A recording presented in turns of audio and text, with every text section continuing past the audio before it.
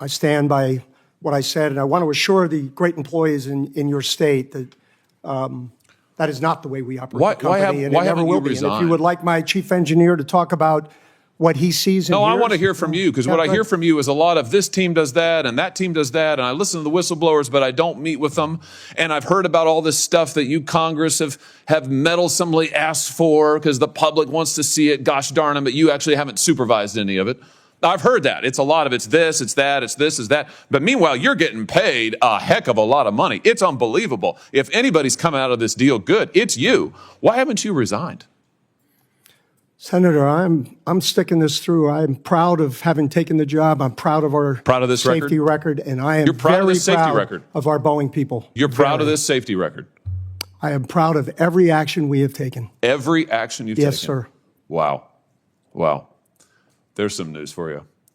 Well, behind you can't see it. Behind you, the folks are showing pictures of the people who are the victims of your safety record. Today we're diving deep into a heated exchange that has taken the internet by storm. Senator Josh Hawley's brutal takedown of Boeing's CEO David Calhoun. This wasn't just another Senate hearing, it was an unfiltered exposure of corporate greed, safety failures, and the prioritization of profit over people. Boeing, once an icon of American engineering, is now facing scandals that shake public confidence to its core. Planes are falling apart mid-air, whistleblowers are being silenced, and yet executives are taking home multi-million-dollar paychecks. Hawley wasted no time getting straight to the point. How much does the Boeing CEO make? The answer? A staggering $32.8 million this year alone. A 45% increase over last year.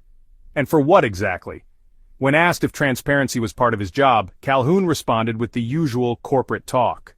But let's be real. How transparent can Boeing be when they're under criminal investigation for falsifying inspection records and defrauding the FAA? Boeing's safety issues aren't just numbers on a spreadsheet, they're a life or death crisis. Remember the Alaska Airlines flight incident where a door plug blew off mid-flight?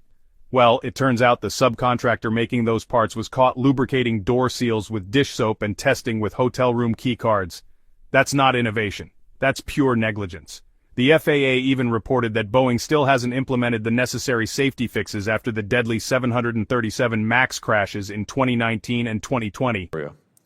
Well, behind you can't see it. Behind you, the folks are showing pictures of the people who are the victims of your safety record. I think we can all see them. And I think the American public, when they fear to get on their airplanes, they understand your safety record. And frankly, sir, I think it's a travesty that you're still in your job. Senator Hawley.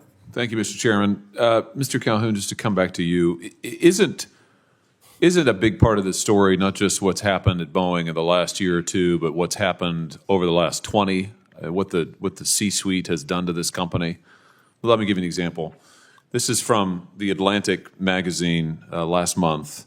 For nearly 40 years, the company, Boeing, built the 737 fuselage itself in the same plant that turned out its B-29 and B-52 bombers. In 2005, it sold this facility to a private investment firm. Offloading, Boeing called it. The tail, the landing gear, the flight controls, and other essentials were outsourced to factories around the world, owned by others, and then just shipped to Boeing for final assembly. Mr. Chairman, I'd like to, with consent, have this article, Boeing in the Dark Age of American Manufacturing. Without objection. You now have at least 600 direct suppliers worldwide. Who knows how many subcontractors? You've got 35 direct suppliers in China alone. I mean, hasn't this really been the hollowing out of Boeing?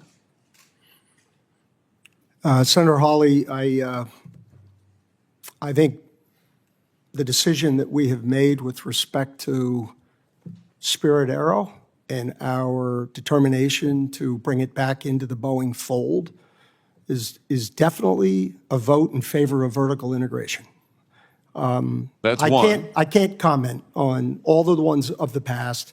And we have not had the number of issues in those that we are currently dealing with respect to our fuselage. So but I can't rewrite history, but I can take action forward. You're in charge of the company. I'm just asking you. You're in charge of a company, you're getting paid $33 million a year. You're in charge of a company that has systematically, over decades now, shipped out its jobs, shipped out its production. Over the last decade, while you've either been in charge as CEO or on the board, stock prices have rose 600% at Boeing. You've, in fact, done $59 billion in returning cash to shareholders, $20 billion of that in dividends, $39 billion of that in stock buybacks. Some people are doing great here. I'm just wondering, given the fact that your airplanes are falling out of the sky, do you think that any of that has to do with the fact that you really don't make that much anymore in this country or in-house? I mean, hasn't it been a mistake to hollow out the company and ship your production and your manufacturing and your know-how to other places around the world instead of doing it yourself, the American engineers, American workers? Senator Hawley, I think I read an annual report going all the way back to the introduction of the 747, which highlighted the fact that 65% of that airplane would be sourced by U.S. manufacturers here and there. And the other thing I do know that since 2015, again, I don't have all that history, but before that, we have actually brought more work to the U.S. than we have taken out of the U.S.